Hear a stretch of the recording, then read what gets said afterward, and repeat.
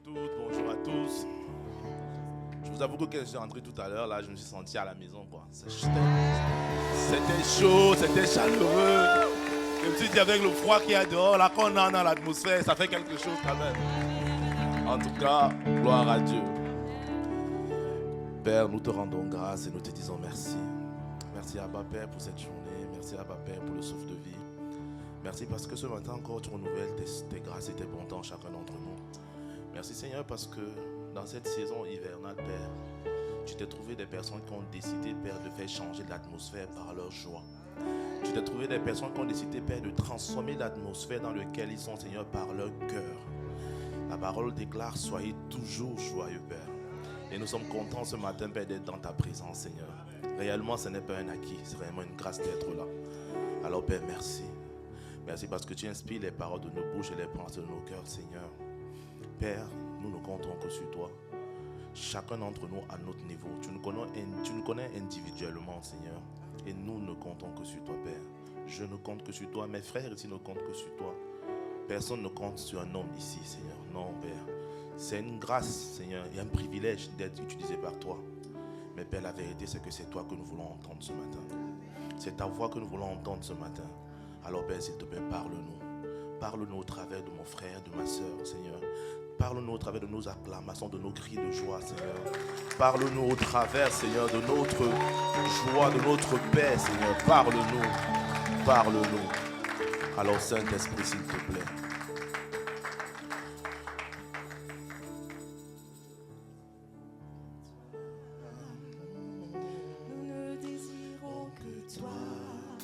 Esprit de Dieu, nous ne désirons que toi.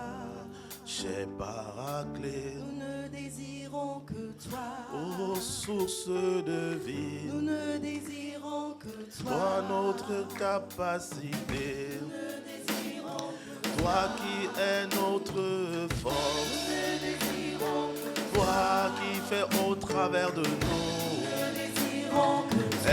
Esprit de Jésus, nous ne désirons que toi. nous ne désirons que toi. Nous ne désirons que toi. Uniquement toi. Nous ne désirons que toi. Esprit du roi de gloire. Nous ne désirons que toi. Nous ne désirons que toi. Nous ne désirons que toi. Nos cœurs ont soif de toi. Nous ne désirons que toi. Nos cœurs languissent après toi. Nous ne désirons que toi. Nos vies désirent que toi. Nous ne désirons que Tout toi. le temps nous désirons que toi. Nous ne désirons que toi. Alors à ma paix nous te prions. Nous ne désirons que toi. Viens nous faire du bien aujourd'hui. Nous ne désirons que Abba, toi. nous ne comptons que. Nous ne désirons que Est-ce toi. que quelqu'un veut lui Nous dire? ne désirons que Est-ce toi. que tu veux dire à ton Père? Nous ne désirons que Est-ce que tu veux dire à papa? Nous ne désirons que Est-ce que tu veux dire à ton sauveur? Nous ne désirons que Est-ce que tu veux dire à ton Seigneur? Nous ne désirons que Oh oui, est-ce que tu lui Nous parles? ne désirons que Mon frère, dis à ton Jésus, Nous ne désirons que dis à ton berger, Nous ne désirons que nous ne désirons que toi. Nous ne désirons que Oh Père, nous ne désirons, Nous ne désirons que nous ne sommes là que pour toi. Nous ne désirons Que nos vies te servent, Nous ne désirons que nos vies te soient agréables. Nous ne désirons que Abba, nous ne désirons, Nous ne désirons nous que ne désirons que toi. Nous ne désirons que Au-delà des champs, Nous ne désirons que c'est notre prière, Nous ne désirons que c'est notre désir, Nous ne désirons que c'est notre Nous soupir. ne désirons que Nous ne désirons que toi. Nous ne désirons que Abba, s'il te plaît, Nous ne désirons que viens nous faire du bien ce jour. Nous ne désirons que Oh Seigneur, nous ne désirons Nous que. ne désirons que toi. Abba, tu nous connais. Nous ne désirons que Tu connais nos limites. limitations. Nous ne désirons que Tu toi. connais toutes nos Nous faiblesses. ne désirons Tu que toi. connais notre incapacité. Nous ne désirons que Alors, toi. Père, nous te disons, Nous ne désirons que nous toi. ne désirons Nous que. ne désirons que Est-ce que l'Assemblée peut le Nous dire? ne désirons que toi. Est-ce que l'Assemblée peut dire? Est-ce que l'Assemblée peut dire? Est-ce que mon frère tu peux le dire? C'est une déclaration vers le Père. Quand tu le dis, tu lui dis Père, viens faire ton œuvre au travers de moi. Est-ce que tu peux le lui dire? Oh, plus fort, mon frère. Oui, c'est à lui que tu parles. Ta voix va vers le Père. Est-ce que tu peux encore lui dire? Abba, nous ne désirons. Abba, nous ne voulons que toi. Abba, nous ne recherchons que toi. Abba, nous ne soupirons qu'après toi. Oui, dis-le lui encore plus haut. Les gens du monde crient dans les stades, mais ici nous crions pour le Père. Ici nous crions pour Jésus. Oh, nous ne désirons que toi. Abba, nous ne désirons que toi. Oh, uniquement toi. Si ma voix doit finir, je vais dire. Si ma voix va finir, je vais dire que je ne désire que toi. Oh, je ne me tairai point dans l'assemblée des rachetés. Oh, non, non, je me tairai point. Est-ce qu'il y a quelqu'un qui veut lui dire? Oh, je ne désire que toi. Ah bah, je ne désire que toi. Oh, que toi. Oui, que toi. Oui, que toi. Oui, que toi. Me désirons. Oh, oui, Seigneur. À voici nous déclarons. À voici nous désirons le Père. À voici nous voulons voir le Christ révélé au travers de nos vies. Papa, nous ne désirons que uniquement toi.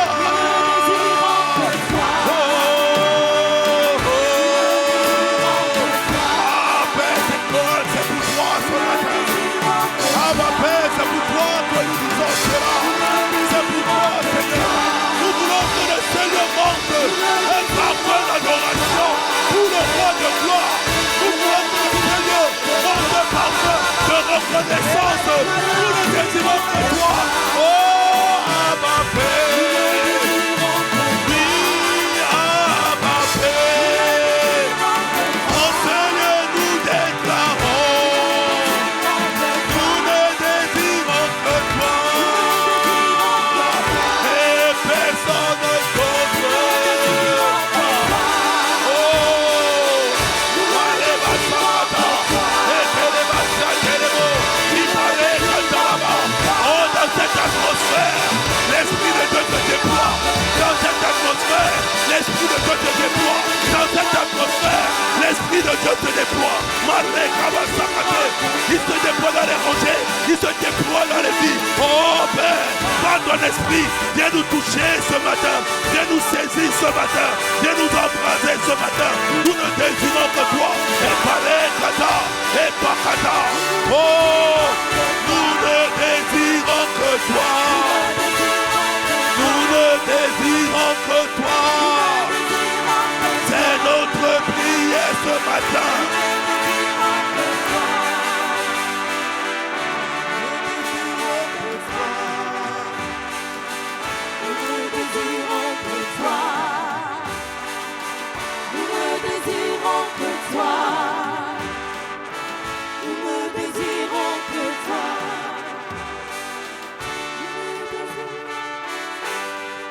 Bien-aimé, Dieu est là. Bien-aimé, son esprit est là. Ma Bible dit qu'il siège au milieu de la louange et de l'adoration. Et ma Bible dit aussi, là où 2 ou 3 sont rassemblés, son nom, il est là. Et là, il y a une armée de personnes. Il y a une armée d'embrasés, une armée d'assoiffés qui lui dit, Seigneur, nous ne désirons que toi. Et mon frère, je te garantis que Dieu cherche des personnes comme toi ce matin. Dieu cherche des personnes comme toi et moi qui lui disent, Seigneur, nous ne voulons que toi. Nous voulons mettre de côté nos fardeaux, mettre de côté nos soucis, mettre de côté nos inquiétudes et avoir les cœurs tout entiers à toi. Nous sommes de ceux-là, Abba Père, qui disent ce matin ici, nous ne voulons que toi, Abba Père. Nous ne voulons personne d'autre. Alors Saint-Esprit, s'il te plaît, fais ton œuvre ce matin.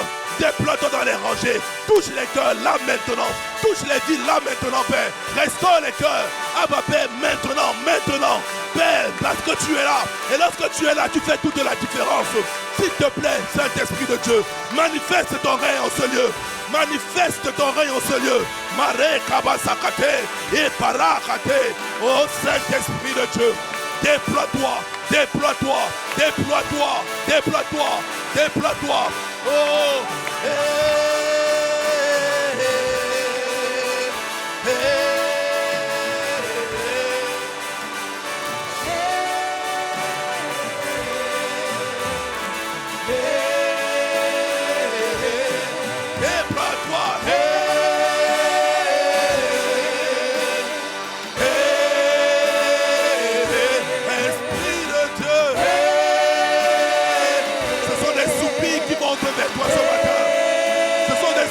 qui montrent vers toi ce matin.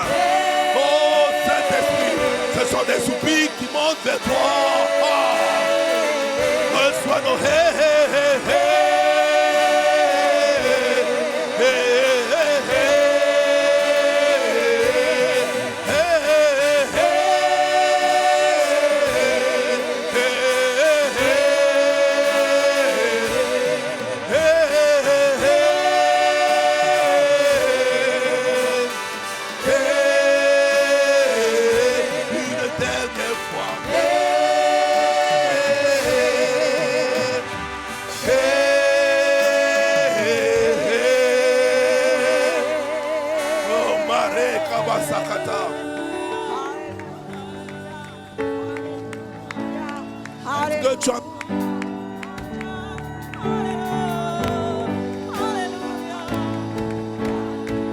Est-ce que tu entends?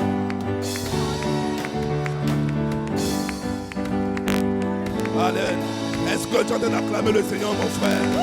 Est-ce que tu es en train d'acclamer celui qui nous fait du bien, celui qui nous a invités ce matin dans sa présence? Est-ce que tu es en train de l'acclamer? Est-ce que tu es en train de le célébrer là où tu te trouves? Oh, je pense que Dieu mérite plus que ça. Dieu mérite plus que ça. Il mérite plus que ça. Il mérite plus que ça. Celui qui a renouvelé le souffle de vie mérite plus que ça. Notre Seigneur, notre Sauveur, notre Abba, il mérite plus que ça. Alors Seigneur, ce matin, à toi la gloire, à toi la gloire, à toi la gloire. Dans l'assemblée des rachetés, nous te rendons toute la gloire, Seigneur. Dans le nom de Jésus le Christ, Père. Nous t'avons prié, nous t'avons loué, nous t'avons célébré. Et que quelqu'un me dise Amen.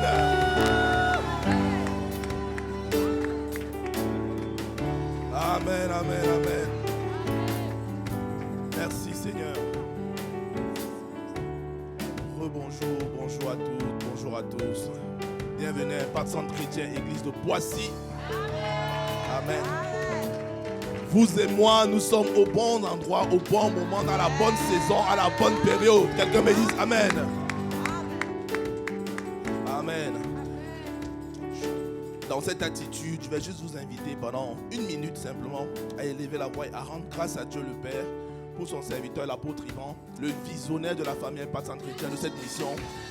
Mais on ne va pas juste acclamer et dire Seigneur, nous te rendons grâce, mais on va prier pour lui. Amen. On va prier pour lui pendant 1 minute. On va juste prier pour lui. Pour ceux qui sont là pour la première fois, l'apôtre Ivan, c'est le pasteur principal des églises des Pâques Centre Chrétien. Donc on va juste prendre le temps de prier pour lui pendant 1 minute, mon frère, s'il te plaît. Ne te tais pas, élève la voix. Pardon, prie pour ton pasteur, prie pour notre Père, l'apôtre Yvan. Père, nous te rendons grâce pour ton serviteur. Merci Seigneur pour la bénédiction qu'il est pour la francophonie et bien au-delà Seigneur.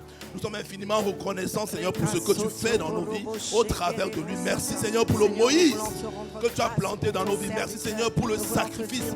La Bible dit que la mort agit en lui pour que la vie agisse en nous. Alors Père, merci parce qu'il paye le prix. Il paie le prix au quotidien, Seigneur, pour que nous soyons étirés, pour que nous soyons formés, challengés, Père. Merci à ma Père pour sa vie. Merci, Seigneur, pour le sacrifice, Seigneur, de sa vie. Merci pour son épouse. Merci pour sa famille, Seigneur. Merci pour l'apôtre Yves. Merci pour ces pères que tu nous as donnés, Père, qui nous font énormément de bien. Nous prions, Seigneur, que ta main demeure sur eux, Seigneur. Merci parce que tu les gardes attachés à toi, Père.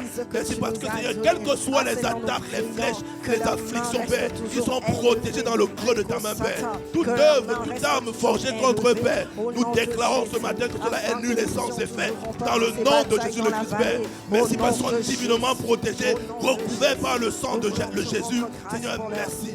Merci à ma Père. C'est dans le nom de Jésus le Christ que nous avons prié pour nos pères, pour le Père de la maison. Nous disons Amen. Amen. Amen. Je vais aussi prendre le temps de bénir le Seigneur pour le papa d'ici, le berger de la maison, mon frère Jean-Marc. Est-ce qu'on peut acclamer le Seigneur pour sa vie? Alléluia. La dernière fois que je suis passé ici, nous n'étions pas si nombreux que ça. Ça montre que le Seigneur est en train de faire quelque chose au travers de sa vie. Parce que la vérité, c'est que si ne travaillait pas, on sera encore plus bas, on sera encore moins nombreux. Mais on voit qu'on est en train d'aller de gloire en gloire. Ça veut dire qu'il y a quelque chose qui est fait. Et autant on est toujours très critique à pointer du doigt le leader lorsque ça va mal. Il faut savoir aussi s'arrêter et rendre grâce à Dieu pour le leader lorsque les choses vont bien. Amen. Merci Seigneur pour la vie de mon frère. Que Dieu te bénisse, Bishop. On est ensemble. Et ensuite, je vais vous demander de vous tourner vers la majesté, la rayonnante personne à votre gauche et à votre droite. Si elle ne te sourit pas, tourne-toi vers l'autre personne. Dis-lui, tu es la bonne personne et tu es bienvenu à ce culte de célébration. Amen.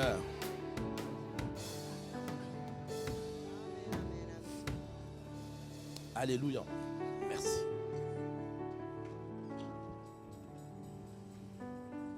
Amen, amen. Gloire à Dieu.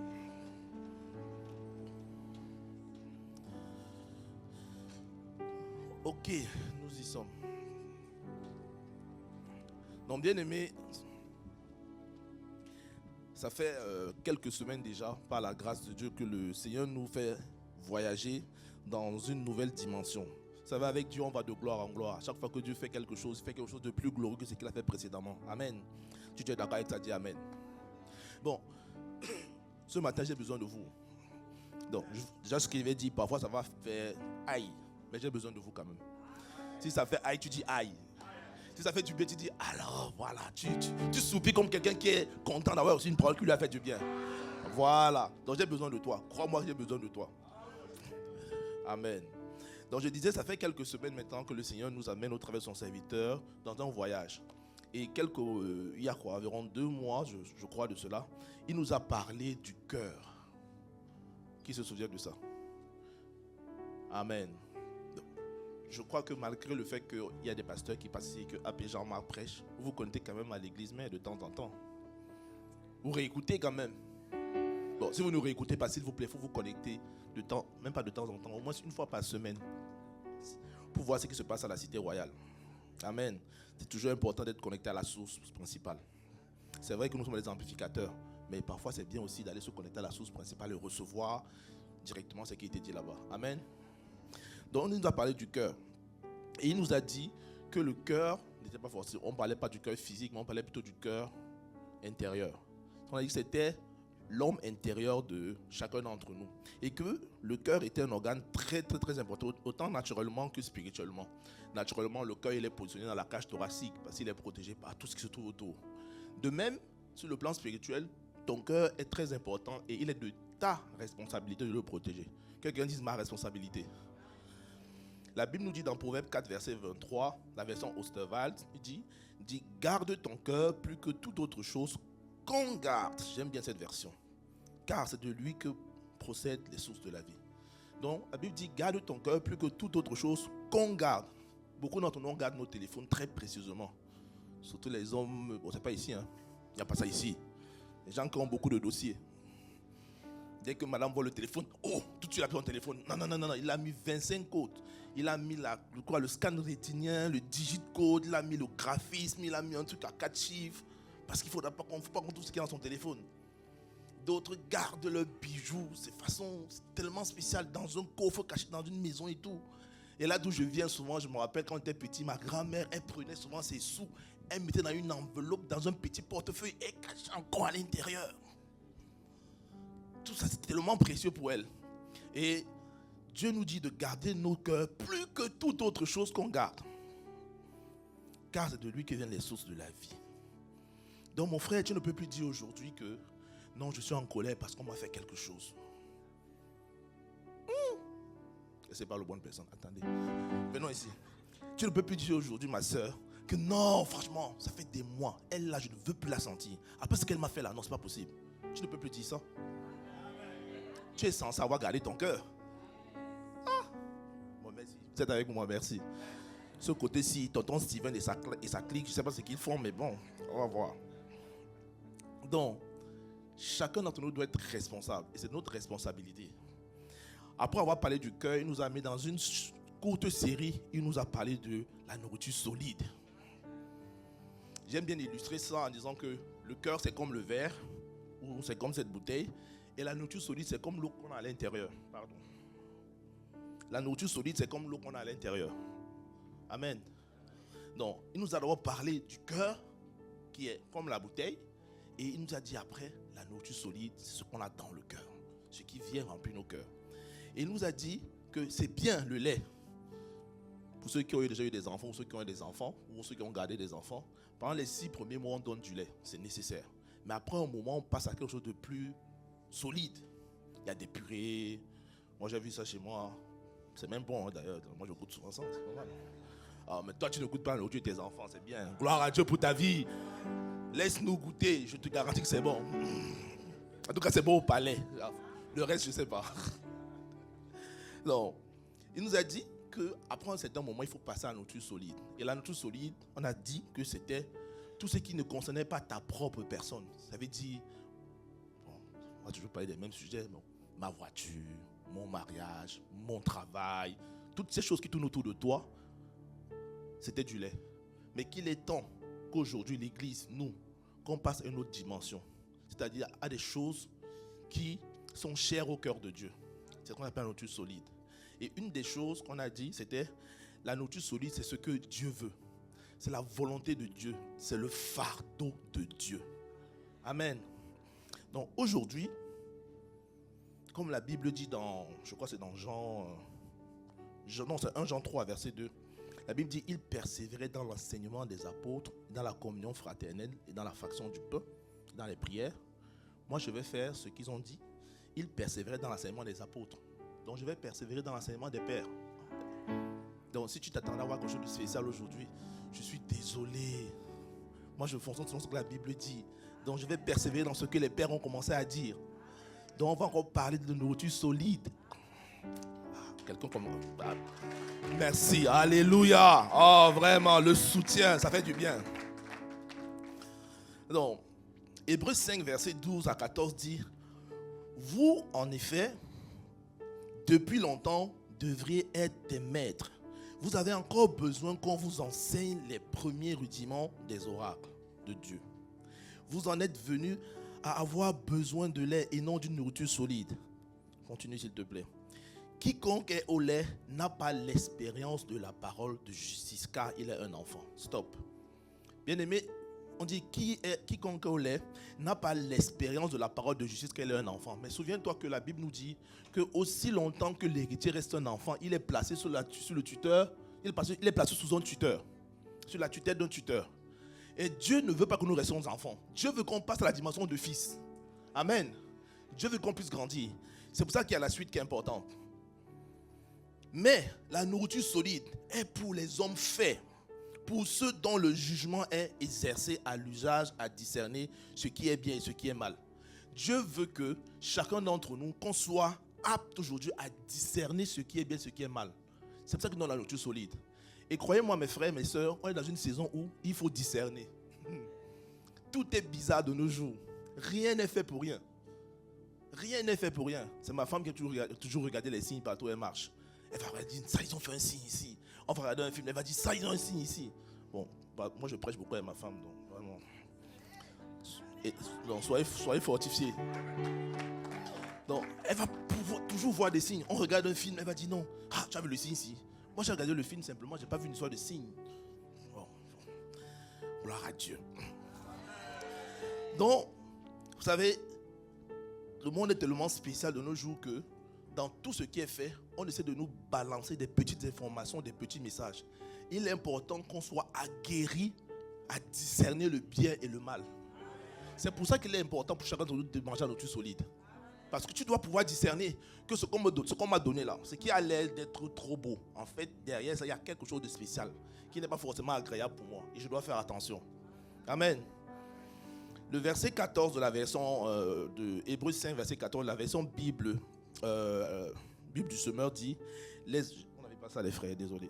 La Bible dit, les adultes quant à eux prennent de la nourriture solide. Par la pratique, ils ont exercé leur faculté à distinguer ce qui est bien de ce qui est mal. La nourriture solide te permet de distinguer ce qui est bien de ce qui est mal. On a vraiment besoin de ça. Et une des personnes qui a vraiment consommé la nourriture solide, qui l'a fait par excellence, c'est Jésus. Et comment on le sait? Jean 4, verset 34 dit, Jésus dit, Jean 4, 34, Jésus leur dit, ma nourriture, c'est de faire la volonté de celui qui m'a envoyé et d'accomplir son œuvre. Donc Jésus, lui, son life motif, c'était de faire la volonté de Dieu qu'il avait envoyé. C'est ce qui le drivait.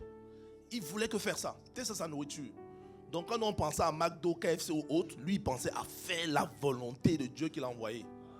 C'était ça ce que Jésus voulait faire. Et la preuve qu'il a fait la volonté de Dieu, c'est-à-dire qu'il a mangé la nourriture solide, c'est le rapport qu'il fait au Père. Jésus fait un rapport très intéressant dans Jean 17, verset 12. C'est Jésus qui fait le rapport à son papa. Jésus dit, lorsque j'étais avec eux dans le monde, je l'ai gardé en ton nom. J'ai gardé ce que tu m'as donné et aucun d'eux ne s'est perdu. Sinon le fils de la perdition afin que l'écriture fût accomplie. Jésus arrive, il dit au Père, je te fais un rapport global de mon intervention sur terre. Je te rappelle que Jésus était l'acteur principal du film de la rédemption de l'humanité. Donc Jésus arrive, il finit son film, il dit au Père, je te fais un rapport. Je n'ai perdu personne. Toutes les personnes pour lesquelles tu m'as envoyé, j'ai fait ta volonté. Sauf le fils de la perdition. Et vous savez, pour ceux qui regardent un peu les films, moi j'aime bien Mission Impossible. Ah, les Missions Impossibles sont trop forts, quoi. Comme dirait quelqu'un, c'est trop balèze. Tom Cruise, il fait des trucs extraordinaires, quoi. Et lorsqu'on regarde, à chaque fois qu'on a interviewé Tom Cruise par rapport à une Mission Impossible, on lui demande très souvent, mais Tom Cruise, comment vous avez fait? À chaque fois, vous faites des cascades par vous-même et tout, il n'y a pas de doublure. Et il dit qu'il aime ça. Mais la même question revient à chaque fois. Mais comment vous faites pour des cascades et tout? Et je te garantis quelque chose. Jésus a fait des choses plus extraordinaires que Tom Cruise. Jésus a fait des cascades plus extraordinaires que Tom Cruise.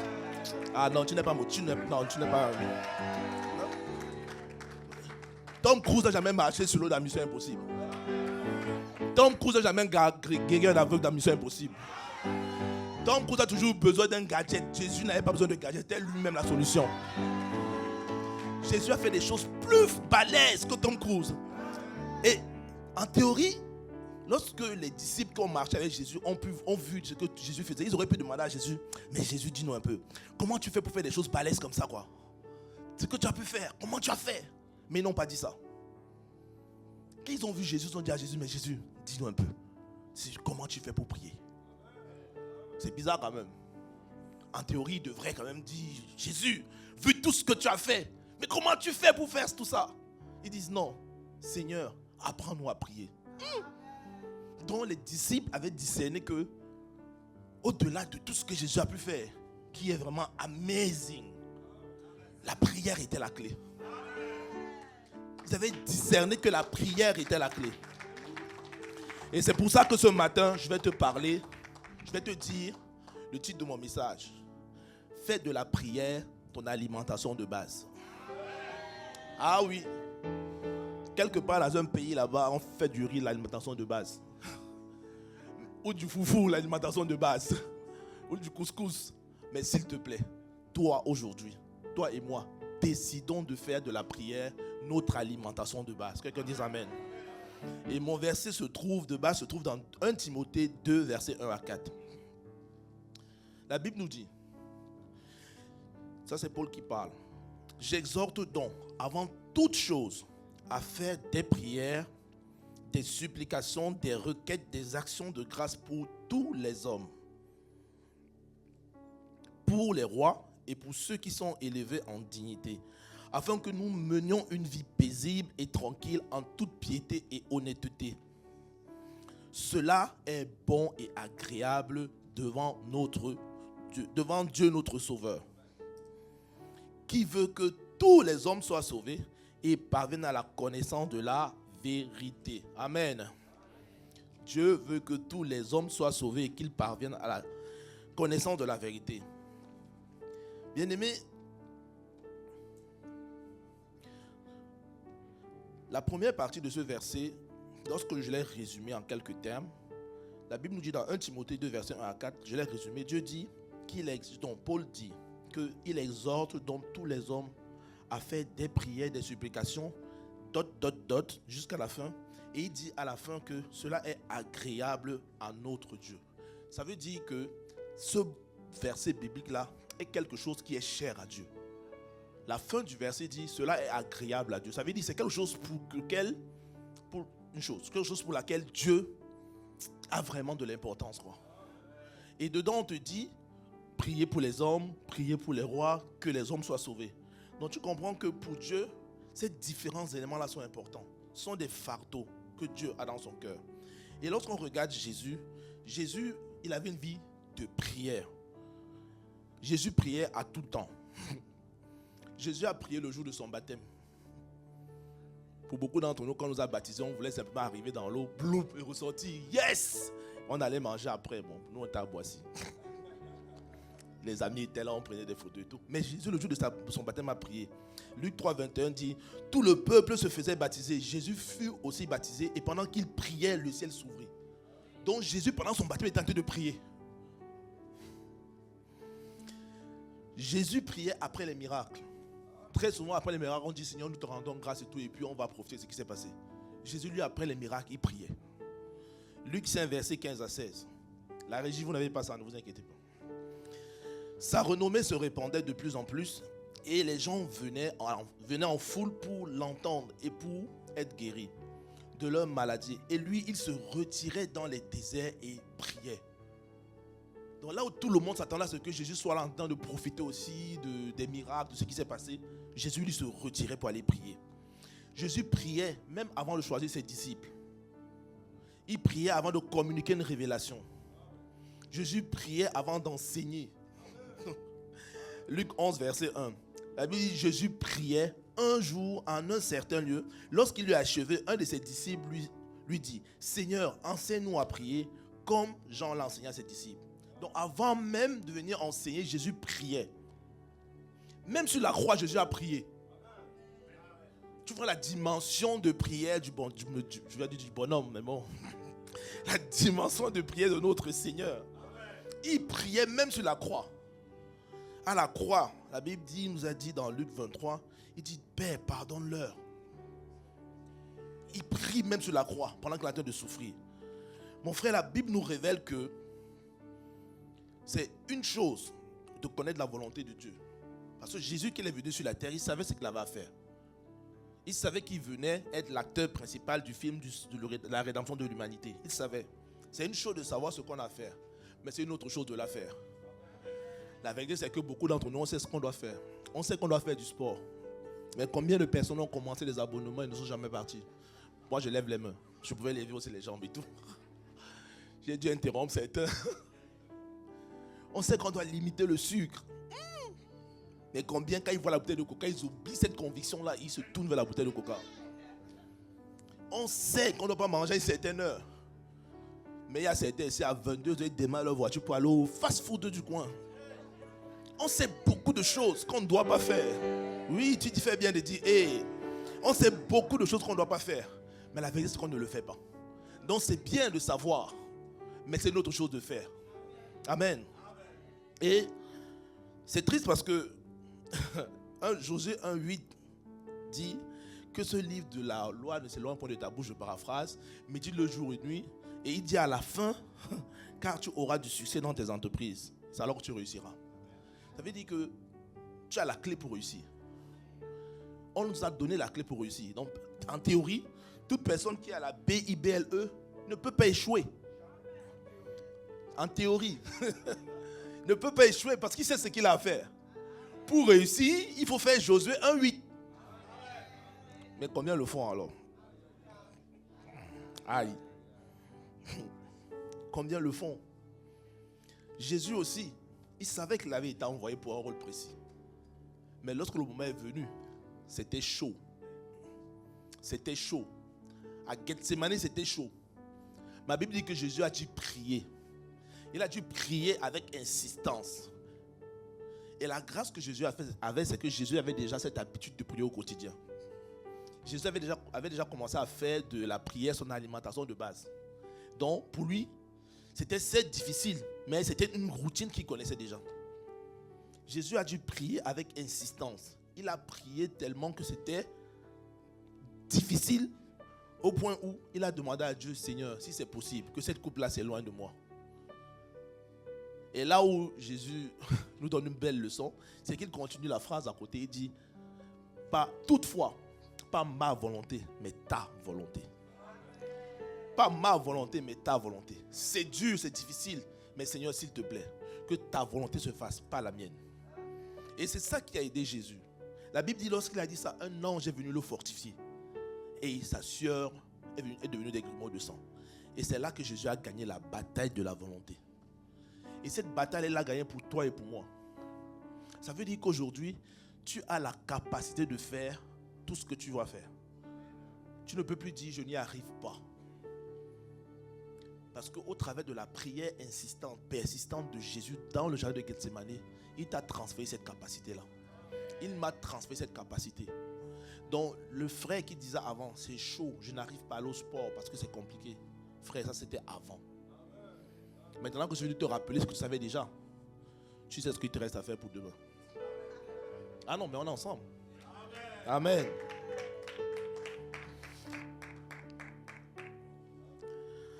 Alors, Luc 18, verset 10, Jésus leur adressa cette parole. Jésus, lui, qui a vécu une vie de prière. Jésus, lui, qui a dû prier pour pouvoir s'en sortir. Jésus nous adresse cette parole dans Luc 18, verset 1. Mon frère, quand Jésus parle, il faut prendre ça très au sérieux. Jésus dit une parabole pour leur montrer qu'il faut toujours prier et point se relâcher. Jésus dit qu'il faut toujours prier et point se relâcher. Voilà la consigne que Jésus nous donne. La question que je pose ce matin, c'est Seigneur, mais pourquoi toujours prier? Pourquoi est-ce que la prière doit être mon alimentation de base? Et je vais voir 3 points avec toi. 3 petits points par la grâce de Dieu. Le premier point, on en a parlé un peu, c'est que tu as besoin de prier pour connaître la volonté de Dieu pour ta vie. Bon, tu ne réalises pas, mais je vais te dire ce que le Seigneur nous a dit au camp des hommes à Versailles vendredi, la nuit de vendredi à samedi. Le Seigneur nous a vraiment fait du bien là-bas sur place. Il nous a donné une belle illustration. Vous savez, tout le monde connaît le verset de Romains 18, verset 19. Aussi, la création attend avec un ardent désir la révélation des fils de Dieu. On est d'accord avec ça ou pas? Mais la création, c'est qui? La création, c'est tout ce que j'ai à créer. Dans la création, il y a les arbres, il y a les rats, il y a les cafards, les araignées. Dans la création, il y a Moïse, il y a Abraham. Dans la Bible dit, la création attend avec un ardent désir la révélation des fils. Les fils, c'est qui? Est-ce qu'il y a des fils ici? Oh, bon, il y en a quelques-uns. Ok, donc ça veut dire que tout le monde va faire la prière de salut, tout le monde va se lever. Non, mais s'il y a des fils ici, des fils de Dieu. Amen. Donc, mon frère, j'ai une bonne nouvelle pour toi. La Bible dit que la création attend avec un ardent désir ta manifestation.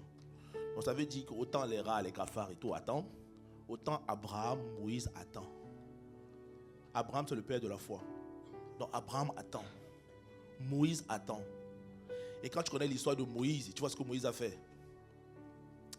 Je ne sais pas pour toi, mais j'ai dit, Seigneur, il y a quelque chose qui doit sortir, quoi. La Bible dit que Moïse, on en parlait au niveau avec les hommes de Versailles.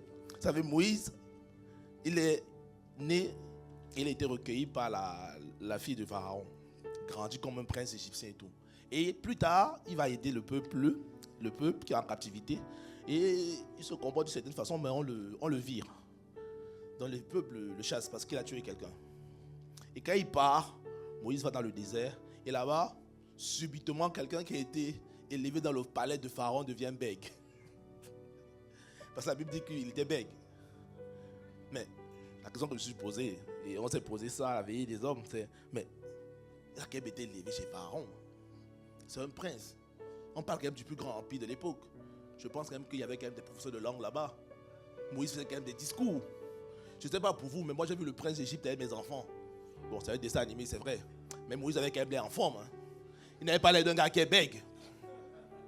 Donc moi je me suis dit que Moïse est devenu bègue parce qu'il a reçu des coups. Il est devenu bègue parce qu'il a reçu des coups de la vie. Et qu'il allait se refugier dans le désert.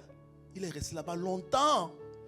Donc quand Dieu le renvoie dans le pays, en Égypte, là où il a voulu sauver quelqu'un en tuant un Égyptien, et on lui a dit, oh, tu te prends pour qui pour venir te donner des ordres ici là.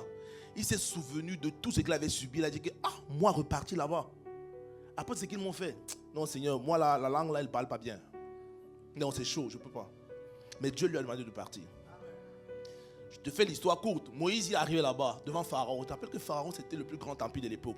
C'est comme si toi, aujourd'hui, on te dit, tonton Steven, va voir Donald Trump, arrive à la Maison Blanche et dis-lui que laisse mon peuple partir.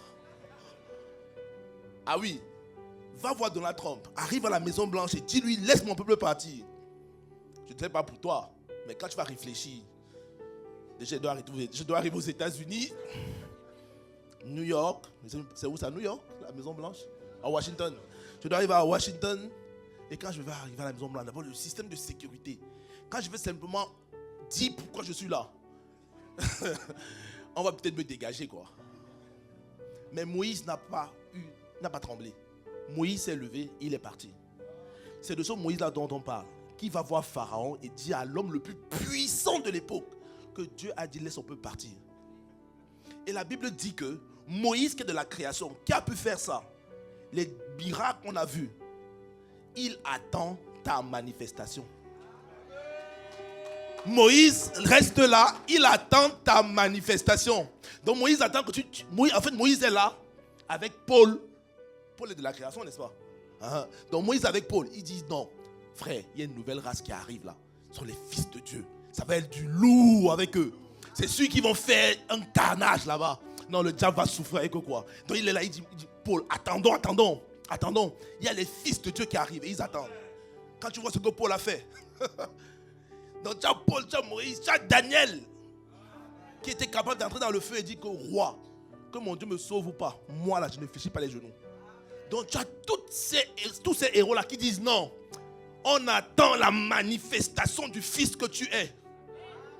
Est-ce que tu réalises ton importance? Et tu crois que cette manifestation-là, la volonté que Dieu a pour toi, va s'accomplir comme ça? Tu penses que si tu ne te mets pas à prier sérieusement pour la volonté de Dieu dans ta vie, ça va apparaître? Mon frère, ma soeur, Dieu attend et Dieu a mis énormément en toi. Dieu a tellement investi dans ta vie, dans ma vie, que l'ennemi sait. Il va tout faire pour te défocaliser. L'ennemi va tout faire pour que tu n'ailles pas chercher c'est quoi la volonté de Dieu. Ce n'est pas une histoire d'1 heure de prière, mon gars. Ce n'est pas une histoire de 2 heures. Tu vas devoir chercher ardemment, prier ardemment pour connaître, Seigneur, qu'est-ce que tu attends de moi dans cette saison-ci? Parce que je suis au bon endroit. Si tu m'as suscité maintenant, ça veut dire qu'il y a quelque chose que je dois faire. Alors qu'est-ce que tu attends de moi? Tu vas devoir prier pour ça. Et Jésus a prié aussi pour ça. Et peut-être il savait ce qu'il avait à faire. Tu as besoin de prier pour la volonté de Dieu dans ta vie. Et la bonne chose avec la prière, c'est quoi? C'est que lorsque tu lis Luc 22, verset 41 à 45, le verset 44 dit, étant en agonie, il priait plus instamment et sa sueur devint des grumeaux de sang qui tomba à terre. Verset 46 dit, Jésus, après, il est venu et dit aux disciples, pourquoi dormez-vous? Levez-vous et priez afin de ne pas tomber en tentation. Ça veut dire que la prière nous évite de tomber dans la tentation. La prière te permet d'être focalisé. Parce que pour connaître la volonté de Dieu, tu vas devoir prier de façon insistante. Tu vas devoir être focalisé dans ce que tu es en train de faire. Et seule la prière peut t'aider à rester focalisé dans la volonté de Dieu. Tu as besoin de prier. J'ai besoin de prier. Nous avons besoin de prier. Alors il ne faut pas mal regarder ton berger qui va te dire qu'on va augmenter les temps de prière. Ah oui, c'est ça. L'apôtre va déjà annoncer, il a déjà annoncé que 2025 c'est la prière ou pas. Donc quand on va dire ici à Poissy qu'on va augmenter les temps de prière, ne dis pas, on prie encore, toujours en train de prier. Frère, on a besoin de prier. Je te dis qu'on a besoin de prier. Et ça va venir. On a fait 40 jours, gloire à Jésus. Mais les 40 jours sont passés. On a encore d'autres choses à faire. Et l'ennemi ne dort pas. Il rôde. Donc nous, il est hors de question qu'on dorme. Jésus disait, je fais ce que je vois faire mon Père. Le Père travaille, donc je travaille. Donc les amis, il faut qu'on continue à prier. Amen. Le deuxième point pour lequel tu dois prier, c'est pour les hommes et les autorités. On a dit, il faut prier parce qu'il faut connaître la volonté de Dieu. 2, il faut prier pour les hommes et les autorités. Question. Là, c'est une question qui est ouverte. Qui ici a été contacté par message, SMS, appel, cette semaine par AP Jean-Marc pour prendre des nouvelles? Je vois des mains.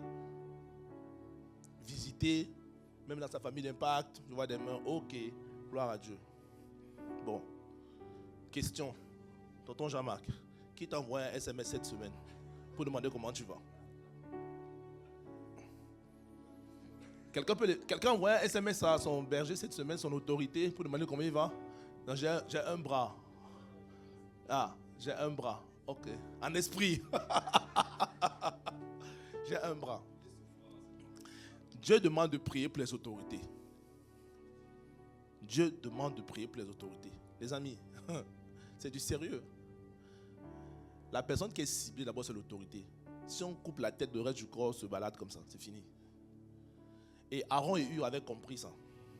C'est la raison pour laquelle Aaron et Hur ont soutenu les bras de Moïse lorsque Josué se battait contre Amalek.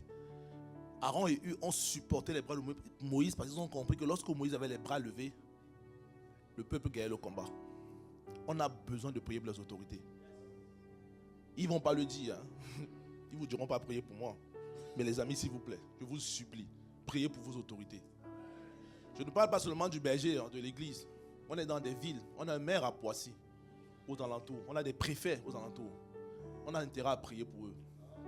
La Bible dit qu'on doit prier pour eux afin de bien vivre dans la ville. Si on ne prie pas pour eux, ils vont prendre des décisions qui seront à l'encontre des valeurs qu'on a. On va galérer après. On doit prier pour les autorités.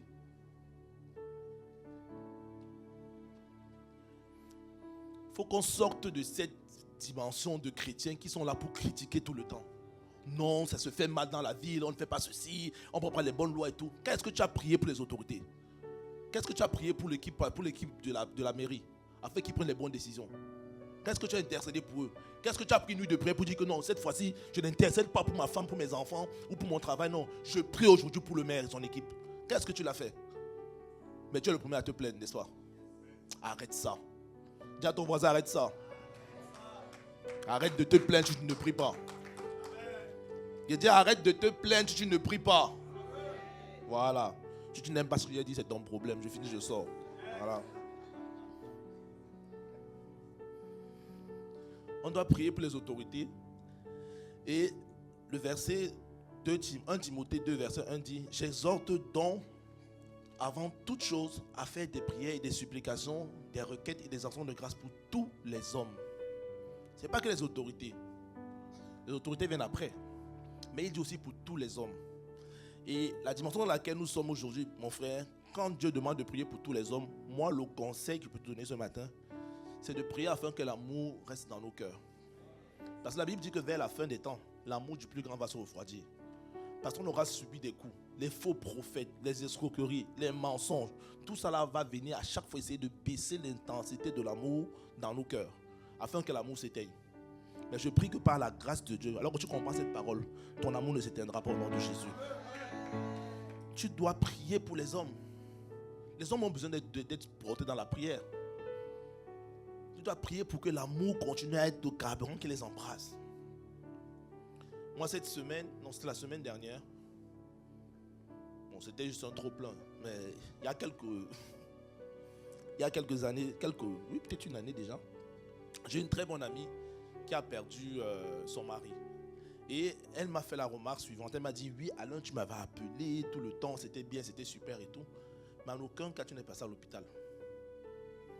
J'avais des raisons en disant, oui, mais j'aurais pas pu parce qu'il y avait X, Y, Z. Mais en fait, j'ai réalisé qu'elle avait pointé du doigt un point dans ma vie où je commençais à baisser en termes d'intensité par rapport à l'amour. Je lui ai dit, oui, elle a quand même raison. J'aurais pu me déplacer quand même par l'hôpital. Au-delà des SMS et des messages, la présence physique fait toute la différence. J'ai pris, j'ai demandé pardon et tout. Et récemment, j'ai une autre amie, cette fois-ci, qui a perdu son beau papa. Et je suis témoin de leur mariage. Sauf que cette semaine-là, j'avais 10 000 excuses. Valable ou pas, j'avais les enfants aux urgences et tout. Donc j'avais plein de trucs. J'ai quand même appelé, prendre des nouvelles et j'ai envoyé un SMS. Sauf qu'il se trouve qu'après, j'ai fait quoi 3, 4, 5 jours. Et quand j'ai appelé mon ami, me demandait ben, comment tu vas, si tu as un besoin en particulier, n'hésite pas et tout. Elle m'a ramassé. Elle m'a ramassé. Elle me dit, à l'école, si un truc qui arrive, c'est ton nom, c'est ma soeur et puis ton nom qui est là, ça dit ses enfants en disant que si un truc, Alain vient chercher les enfants. Mais mon beau-père meurt, tu m'envoies un message, c'est vrai, mais c'est 5 jours plus tard que tu me demandes si on a besoin de quelque chose et tout. Et ça l'a blessé. Elle dit que non, elle s'attendait à plus de manifestations de l'amour de ma part.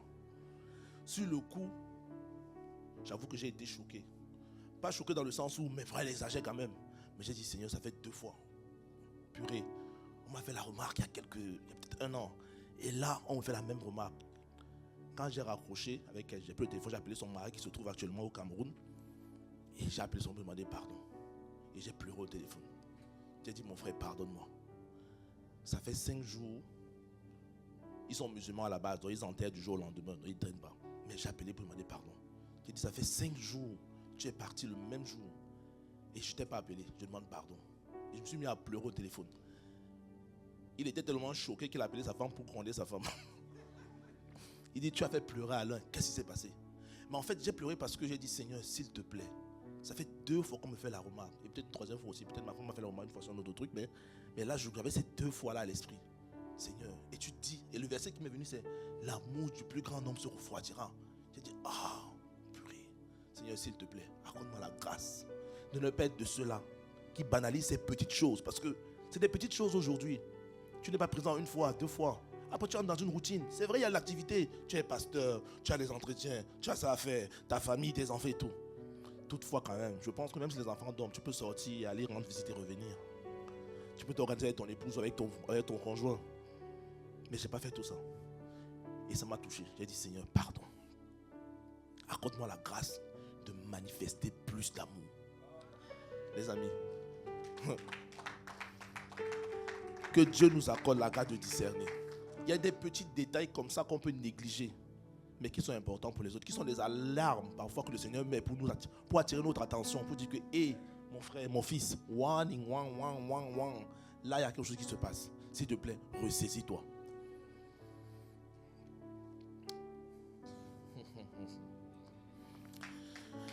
Alléluia. Le 3e point pour lequel nous devons prier, nous devons faire de la prière notre aliment de base, c'est que Dieu veut que nous prions pour que tous les hommes soient sauvés.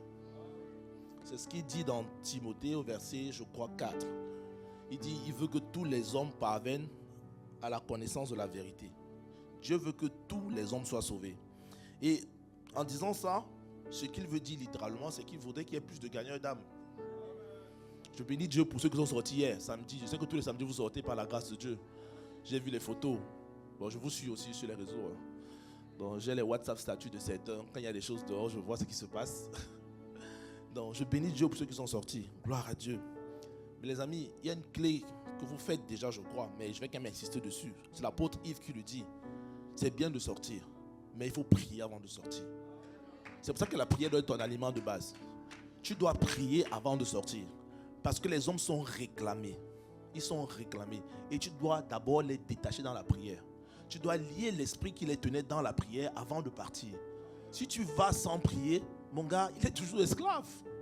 Tu auras parlé là et puis c'est fini. Mais il faut que tu prennes le temps avant d'intercéder, de prier pour les personnes que tu vas rencontrer, recommander ta sortie, de lier les esprits qui détiennent leur vie, afin que quand tu vas venir avec la bonne nouvelle de la parole, qu'elle puisse toucher les cœurs et que les gens soient, les vies soient transformées.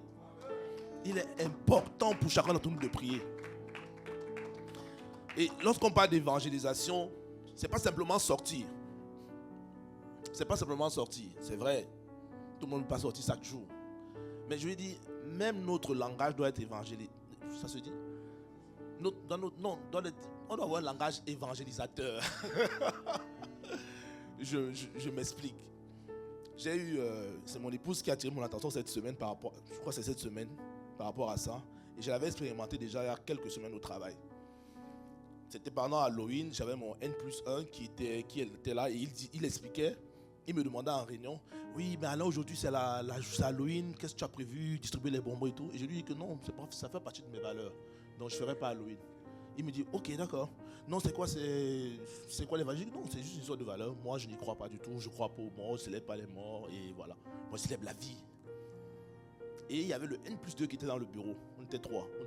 Moi, le N+2 et mon N+1 était sur Zoom. Ok, mon N+1 il a compris, il m'a dit, ok, d'accord, bonne soirée et tout, il a raccroché. Et là, mon N+2, il se lève, directeur commercial, il ferme la porte du bureau. Il me dit, Alain, tu es chrétien? Et je lui dis, oui, je suis chrétien. Il me dit, moi aussi je suis chrétien. Je dis, on était deux dans la même boîte. Peut-être qu'on est nombreux, on ne sait pas. Mais on était deux dans la même boîte, on ne savait pas que l'un de nous était chrétien. Mais j'avoue que son attitude quand même m'avait quand même alarmé certaines fois. C'est quelqu'un de très calme, très posé. Contrairement à d'autres, il ne s'énerve pas. Et quand moi je vais le voir, je lui dis toujours, les commerciaux qui montent là, je ne suis pas dedans. Donc il sait que j'ai un a priori par rapport aux commerciaux parce que parfois ils vendent du rêve. Donc, et il me dit, oui, tu es chrétien? Je dis oui. Il a fermé la porte pour me dire. Il me dit, moi aussi, je vais à Philadelphia. Je dis, moi je vais à ICC. Je connais ICC, il y a même ICC à Paris. Je dis oui. Il me dit, ouais, purée. On parle. Et à la fin de l'échange et tout, il me dit, franchement, c'est bien de savoir que j'ai un frère ici. Purée. Et j'avoue, ça m'a... Je ne m'attendais pas à ça.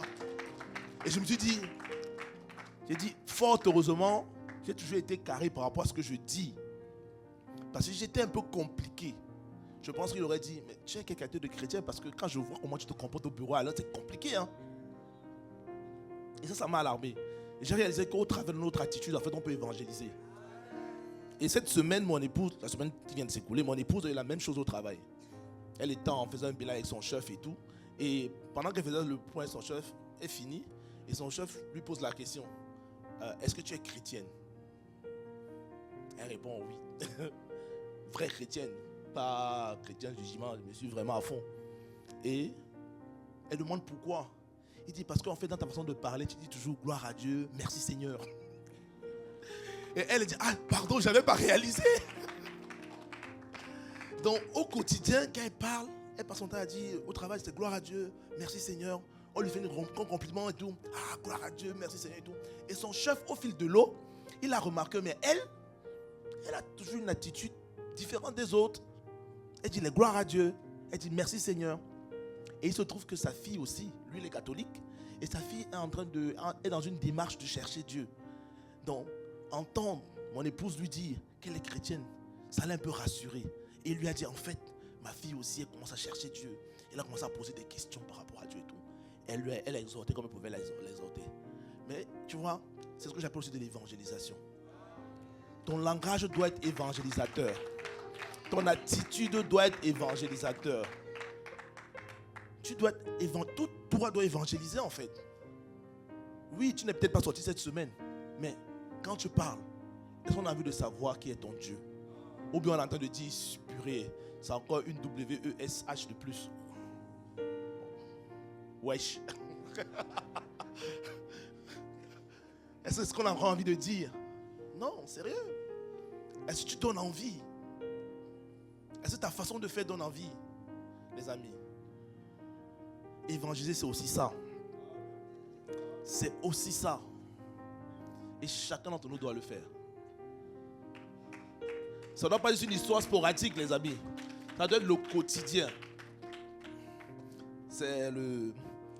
J'ai oublié comment il s'appelle. C'est un des pasteurs, l'apôtre Yves, qui a partagé sa vidéo, qui disait, quand tu t'es converti au christianisme, même tes habits doivent se convertir. Ta garde-robe doit se convertir au christianisme. Que tu peux pas rester et dire que tu es chrétien, mais les habits ne sont pas convertis. Il dit que non, il y a un problème. Il faut te convertir tout entier, tout en toi. Esprit, âme et corps.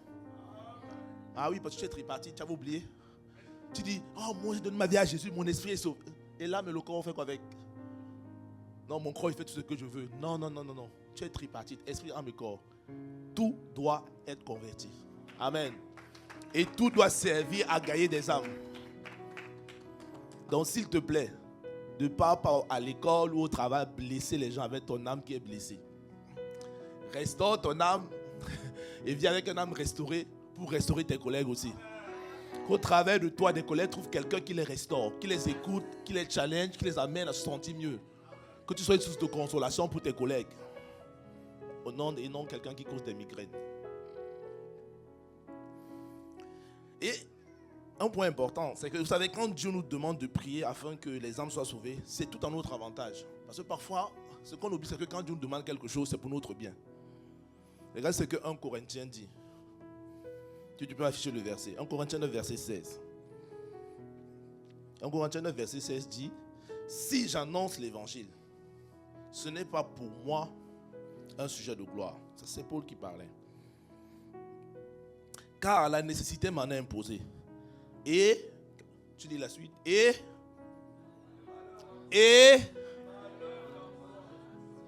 ce n'est pas moi qui ai dit. À l'un s'il n'est pas venu vous maudire. Non. C'est la Bible. Et malheur à moi si je n'annonce pas l'évangile. Paul dit qu'il y a un malheur qui est attaché à ta vie. Tu décides de fermer ta bouche.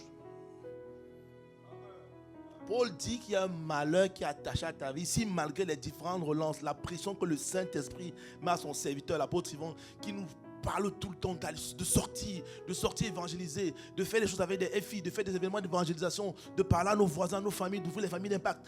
Si malgré tout ça là, tu ne fais rien, Paul dit, malheur à toi. Donc quand Dieu te demande de sortir évangéliser, Dieu veut ton bien. Dieu veut ton bien. C'est pour ton bien qu'il te demande de sortir évangéliser. Dieu ne veut pas que tu sois malheureux. Il dit qu'il a des projets de paix pour toi. Il a des projets de paix et de bonheur. Mais si toi, volontairement, tu décides de ne pas t'aligner à la pensée du moment, de ne pas t'aligner à ces sorties d'évangélisation, tu dis non, je suis trop occupé, non, je ne sors pas, je me sens mal à l'aise, je suis un peu gêné et tout. Il dit malheur à toi. Donc il y a des gens ici là, c'était avant, c'est plus maintenant. Il y avait des gens ici qui marchaient avec leur couvercle de malheur sur leur tête. Parce qu'ils avaient décidé de ne plus évangéliser. Mais alors que tu décides maintenant, par la grâce de Dieu, de sortir, d'évangéliser, pas simplement de sortir, mais au travers de ton attitude, de ton caractère, de ta façon de faire, de ta façon d'être, que la grâce du Seigneur te localise. Amen. Amen, oui. Acclame le Seigneur. Et je vais finir avec 3 petites clés, 3 points que j'ai notés. Comment faire, parce que je t'ai dit pourquoi tu dois le faire. Et là, je vais te dire comment faire de façon pratico-pratique pour que la prière soit ton alimentation de base. La première chose à faire, la toute première, c'est qu'il faut demander à Dieu un esprit de prière. Il faut demander à Dieu un esprit de prière. La Bible dit dans Zacharie 12, verset 10, « alors je répandrai sur la maison de David et sur les habitants de Jérusalem un esprit de grâce et de supplication. Il faut demander à Dieu un esprit de prière. Ça ne s'accueille pas comme ça, les amis. Nous devons demander à Dieu. Tu dois prier. Dis, Seigneur, s'il te plaît, accorde-moi la grâce. Accorde-moi la grâce de prier, de faire de la prière ma priorité. Que ce soit dans ma voiture, que ce soit au volant, que ce soit au travail, dans l'ascenseur, dans la salle de bain. Accorde-moi la grâce de faire de la prière ma priorité.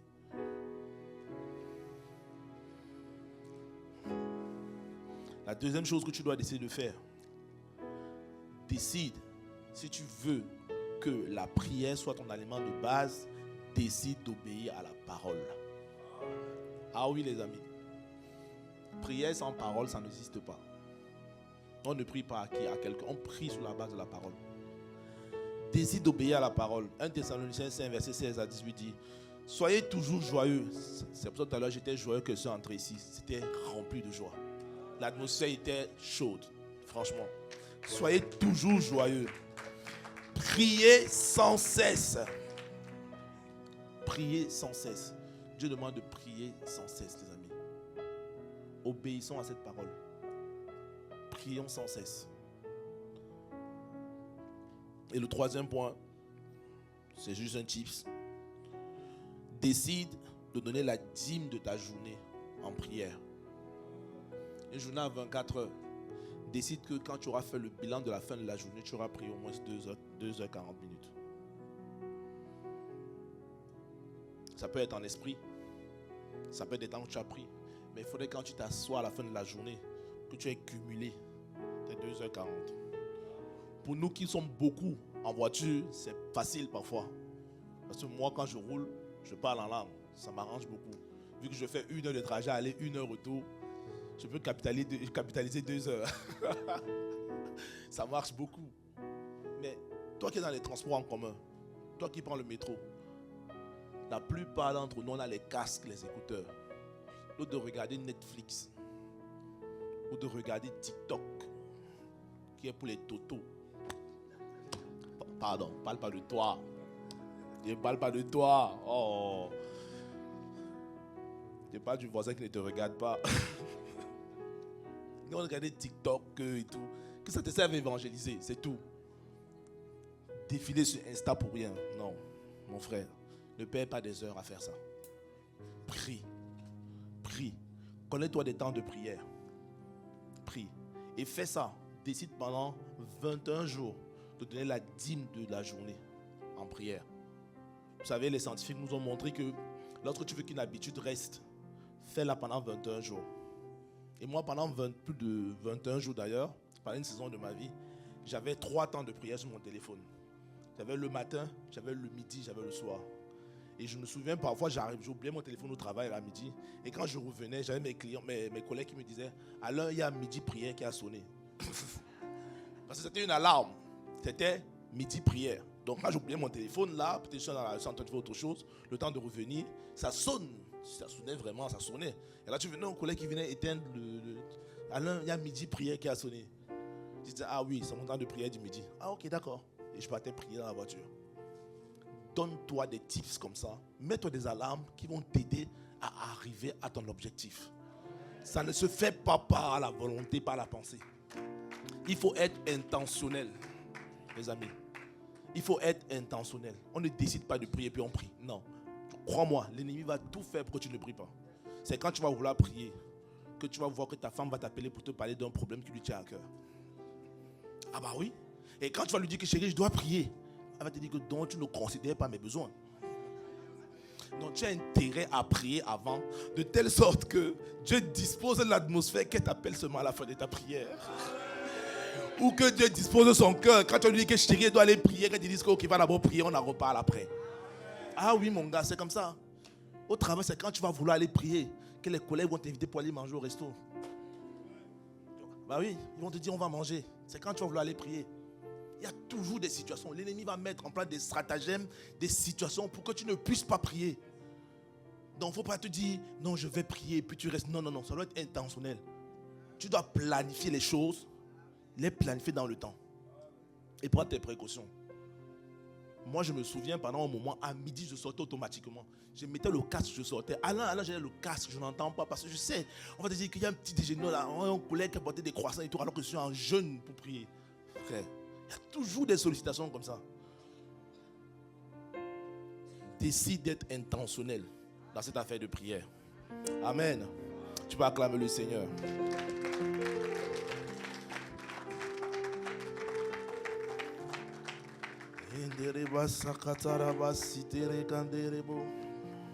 Je veux prier, toujours prier, prier.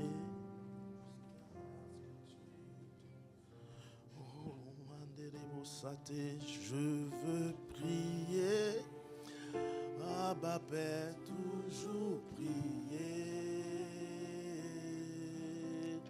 Prier jusqu'à ce que tu m'exauces, ô Seigneur, ce matin. C'est notre prière. Nous voulons être de ceux-là. Prier jusqu'à ce que tu m'exauces. Seigneur, nous avons décidé. Nous avons décidé de toujours prier. Prier jusqu'à ce que tu m'exauces. Nous avons décidé ce matin. Je veux prier. Oui, décider de toujours prier. Prier jusqu'à ce que tu m'exauces. Seigneur, nous disons, Seigneur, que nous voulons prier. Abba Père, nous reconnaissons, Seigneur, que dire que je veux prier ne suffit pas. Le chanter ne suffit pas, Abba Père. C'est pour ça que, Seigneur, nous te prions, Seigneur, afin que tu nous accordes la grâce, Seigneur, d'être remplis de ton esprit de prière. Nous reconnaissons que par nous-mêmes, nous ne pouvons pas y arriver. Nous reconnaissons que par nous-mêmes, nous n'avons pas la capacité, Seigneur. Mais s'il te plaît, accorde-nous la grâce, Seigneur, d'être des personnes embrasées qui prient et qui prient. Nous voulons prier, Seigneur, pour voir ta volonté parfaite se manifester dans nos vies. Nous voulons prier, Seigneur, parce que tu as dit de prier pour les hommes. Nous voulons prier parce que tu as dit de prier pour les autorités. Nous voulons prier, Seigneur, afin que tous les hommes parviennent à la connaissance de la vérité. Nous voulons prier, Abba Père.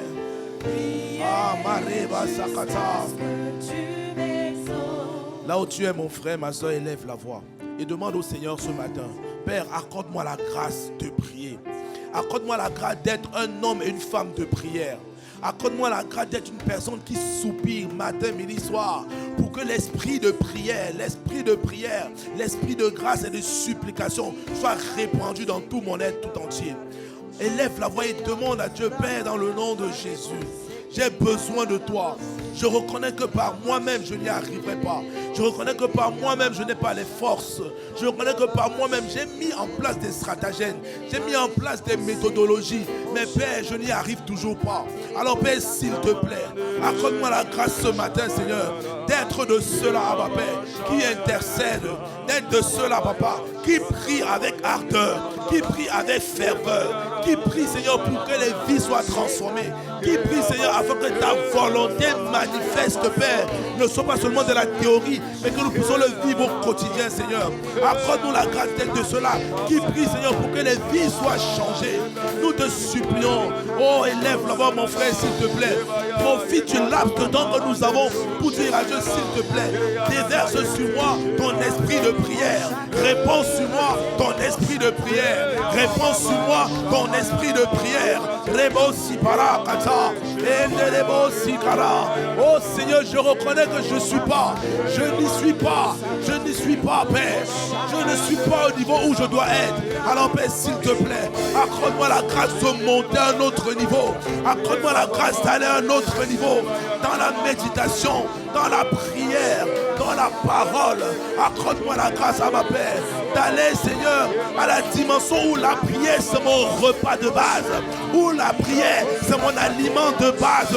Jésus priait et Jésus a dit, je souhaite que les hommes prient toujours et qui ne se relâche pas. C'est la recommandation que Jésus nous a donnée. Il a demandé qu'on prie en tout temps et qu'on prie sans cesse.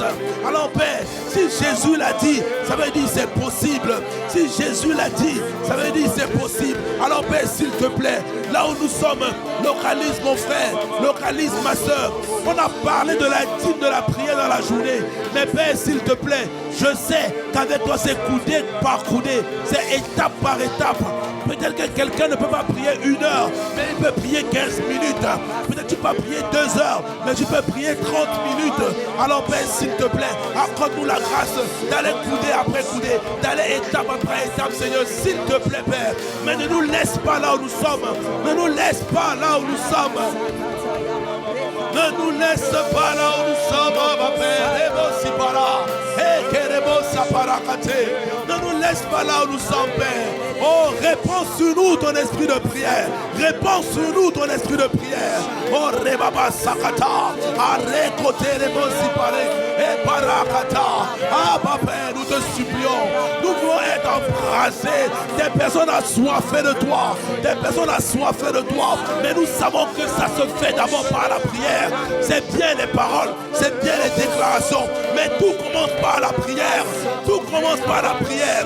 Oh Père, la genuflexion. Accorde-nous la grâce d'être de ceux-là qui viennent devant le trône de la grâce, qui viennent supplier, qui viennent supplier, Abba Père, afin que ton esprit de prière se répande sur ton peuple. Oh Abba, répands ton esprit de prière dans la famille de Poissy, dans l'église de Poissy et dans ses environs. Répands ton esprit de prière. Oh Maré Kataraba Sikate, que nous soyons embrasés, que nous soyons embrasés, que nous soyons embrasés. Reba Sakata, esprit de prière. Maré Kabasakata, Iparakate, Ekarebo Sakata. Nous te supplions, répands ton esprit, répands ton esprit, répands ton esprit.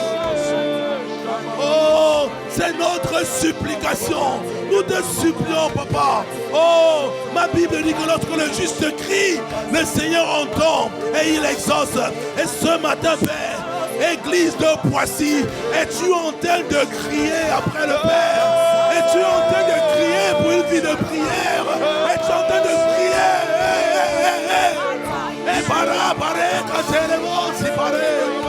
Est-ce que tu cries pour une vie de prière, mon frère? Est-ce que tu demandes à Dieu de t'embraser? Est-ce que tu demandes à Dieu de t'embraser?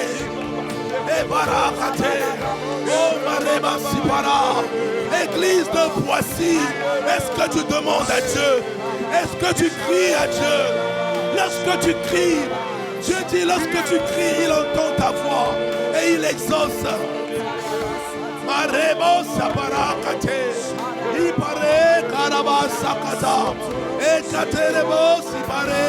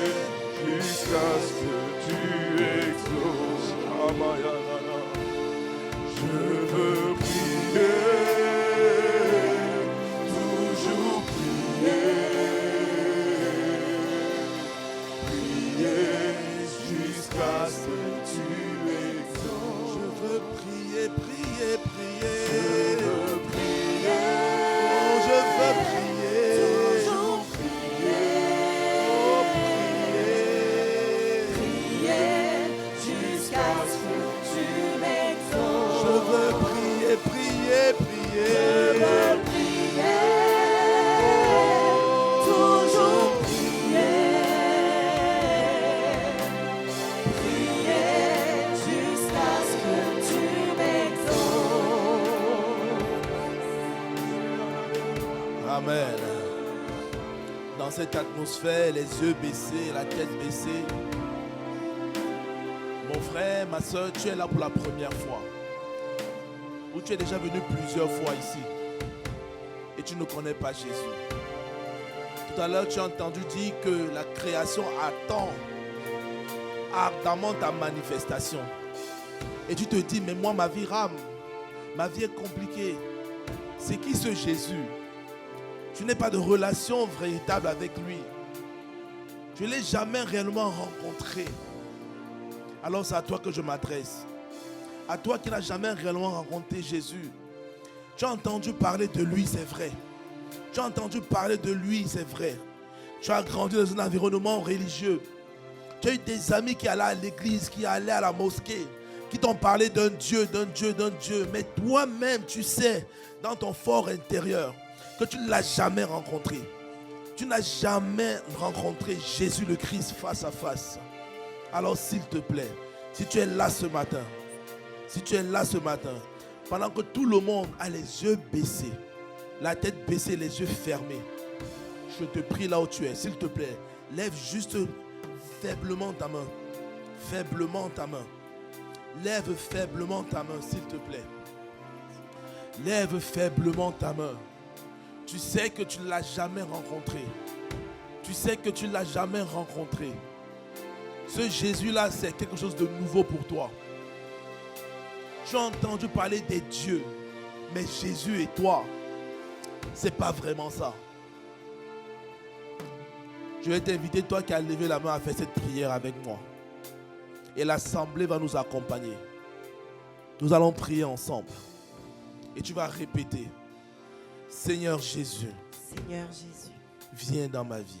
viens dans ma vie. Prends possession Prends possession de mon être de mon être tout entier. tout entier. Seigneur Jésus, Seigneur je Jésus, te demande pardon je te demande pardon d'avoir marché loin de toi. d'avoir marché loin de toi. Pardon Pardon pour mon ignorance. pour mon ignorance. Je ne savais pas. Je ne savais Je ne pas. te connaissais pas. Je ne te connaissais Mais pas. aujourd'hui, Mais aujourd'hui, je décide je décide de venir à toi, de venir à toi, d'être membre d'être membre de la grande famille de la grande famille de Dieu. de Dieu. Je décide Je de décide quitter les gradins de quitter les gradins pour entrer pour entrer dans le stade dans le stade de la maison de Dieu. de la maison de Alors Seigneur, Dieu. Alors Seigneur, accepte-moi accepte-moi dans ta famille. dans ta famille. Je déclare Je déclare qu'aujourd'hui, qu'aujourd'hui, je suis je suis enfant de Dieu. enfant de Dieu. Amen. Amen. Est-ce qu'on va acclamer le Seigneur?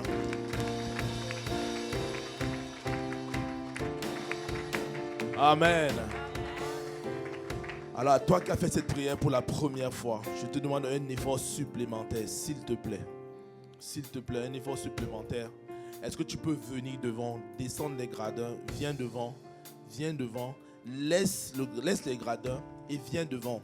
On a dit qu'on laissait les gradins pour entrer dans le terrain de la famille de Dieu. Alors, s'il te plaît, si tu es là et que tu as fait cette prière pour la première fois, je te prie de venir devant et on va prier pour toi. Amen. Mon frère, oui, c'est à toi que je m'adresse. Ne t'inquiète pas. On est tous passés par là. On l'a tous accepté publiquement un jour. Et Dieu est fidèle parce qu'il a fait de nous les personnes que nous sommes. Alors, si tu es là, même si c'est seulement une personne, c'est toi la bonne personne. C'est pour toi que nous sommes là aujourd'hui. Alors, s'il te plaît, si tu es là et tu ne désires pas te manifester, sache qu'à la fin de ce temps, appelle Jean-Marc et moi-même, nous serons là devant et nous pourrons prendre le temps de discuter avec toi. Amen. Amen. Est-ce qu'on peut acclamer le Seigneur? Où est-ce que quelqu'un peut acclamer? Oh, nous sommes en train d'acclamer celui qui règne d'éternité en éternité. Nous sommes en train d'acclamer celui qui était, qui est, qui vient. Celui qui a répandu sur toi, sur moi et sur la maison Impact Centre Chrétien Église de Poissy. Un esprit de prière, un esprit de supplication, un esprit de grâce et de prière. Oh, y a-t-il quelqu'un qui a décidé de quitter le gradin pour entrer dans l'arène de la prière, pour entrer dans l'arène de la... Oh, est-ce que je peux t'entendre crier? Ah, Reko Sekete. Waouh, Seigneur, merci. Mesdames, est-ce que nous pouvons tendre nos mains vers son serviteur? Est-ce que nous pouvons, de la même façon que nous avons prié pour nos pères, nous voulons aussi prier.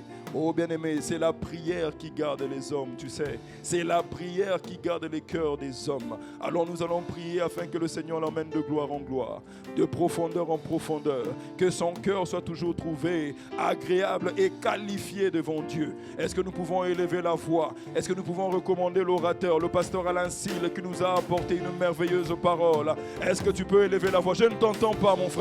Élève la voix. Comment veux-tu que l'on prie pour toi? Alors prie ainsi pour les autres. Alors est-ce que tu peux élever la voix? Père, nous te recommandons ton serviteur, son épouse, ses enfants. Nous te le recommandons. Nous recommandons son cœur. Que l'amour dont il a parlé soit toujours et alors toujours son partage.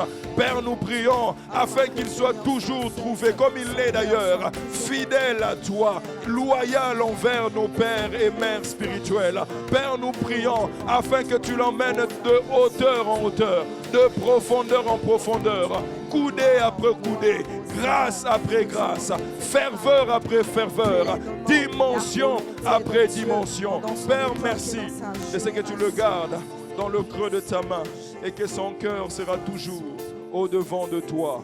Dans le nom de Jésus, nous avons prié, nous disons Amen, Amen.